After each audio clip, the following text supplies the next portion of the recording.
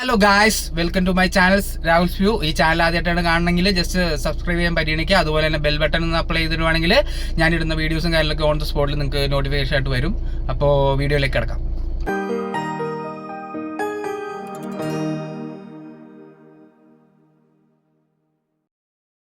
മരണ മാസ് ഈ പടം സംവിധാനം ചെയ്തിരിക്കുന്നത് ശിവപ്രസാദ് KV എന്ന് പറഞ്ഞ ആളാണ്. അതുപോലെ തന്നെ പ്രൊഡ്യൂസർ ടൊവിനോ, അതുപോലെ തന്നെ ഇതിന്റെ തിരക്കഥ കാര്യങ്ങൾ ചെയ്തിരിക്കുന്നത് സിജു തന്നെയാണ്. പിന്നെ ഇതിനകത്ത് മെയിൻ ക്യാരക്ടേഴ്സ് ആയിട്ട് വരുന്നത് ബേസിൽ ജോസഫ്, അതുപോലെ തന്നെ അനീസ്മ എന്ന് പറഞ്ഞ കുട്ടി മറ്റേ നമ്മുടെ അയാം കാതലിലെ പെൺകുട്ടിയാണ്. പിന്നെ സുരേഷ് കൃഷ്ണയുണ്ട്, അതുപോലെ തന്നെ ബാബു ആന്റണി അതുണ്ട്. പിന്നെ ബാബു ആന്റണി എടുത്തു പറയേണ്ട ഒരാളാണ്, കാരണം പുള്ളി ഒരു പോലീസാണ്, അതുപോലെ തന്നെ ഒരു മൃഗസ്നേഹിയായിട്ടുള്ള ഒരു പോലീസാണ്. അപ്പോൾ രണ്ട് കഥാപാത്രം പുള്ളി നന്നായിട്ട് തന്നെ ചെയ്തിട്ടുണ്ട്. മെയിൻ എടുത്തു പറയേണ്ട ആളാണ് രാജേഷ് മാധവൻ. പുള്ളീനെ കാണിക്കുമ്പോൾ തൊട്ട് നമുക്ക് ആ ഒരു എന്താ പറയണ ഒരു അൾട്ടിമേറ്റ് സാധനം വരും പുള്ളിയുടെ മുഖത്തും കാര്യങ്ങളൊക്കെ ആയിട്ട്.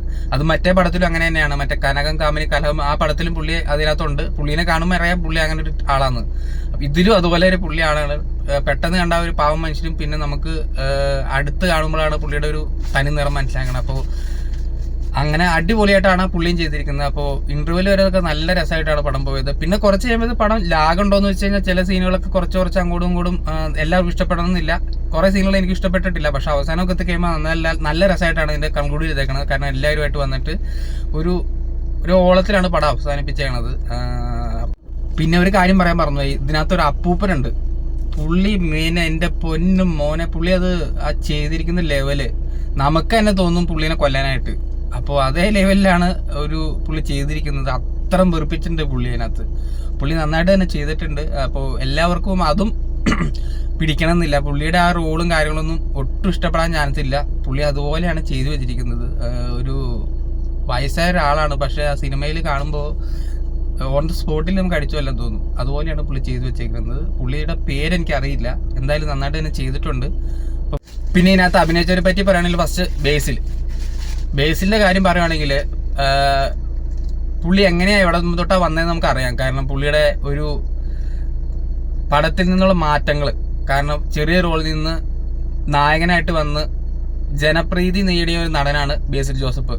അപ്പോൾ പുള്ളിനെ കാണിക്കുമ്പോൾ തന്നെ നല്ലൊരു ഓളാണ് തിയേറ്ററിൽ.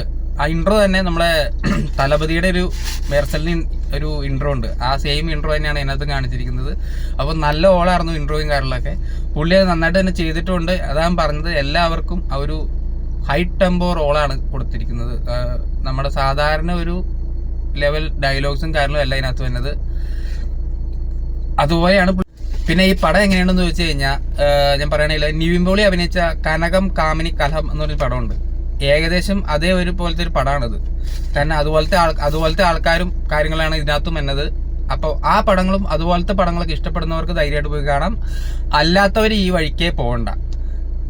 എനിക്ക് പേഴ്സണലി പടം നന്നായിട്ട് ഇഷ്ടപ്പെട്ടു. ഏകദേശം ഒരു 60 to 70% ചിരിക്കാനുള്ള വകയുണ്ട് നമ്മൾ ആ രീതി ചിന്തിക്കുകയാണെങ്കിൽ. കാരണം ഇതിനകത്ത് കുറച്ച് ഹൈ ടെമ്പോ കഥാപാത്രങ്ങളാണ് അഴിഞ്ഞാടി വിട്ടേക്കാണ് എല്ലാവരും. അപ്പോൾ അതുപോലത്തെ കഥാപാത്രങ്ങളും അതുപോലത്തെ ചിരികളും ഡാർക്ക് ഹ്യൂമേഴ്സ് ഇഷ്ടപ്പെടുന്നവരാണെങ്കിൽ ധൈര്യമായിട്ട് പോയി കാണാം. അല്ലാത്തവർക്ക് ഈ പടം ഇഷ്ടപ്പെടാൻ ചാൻസ് ഇല്ല.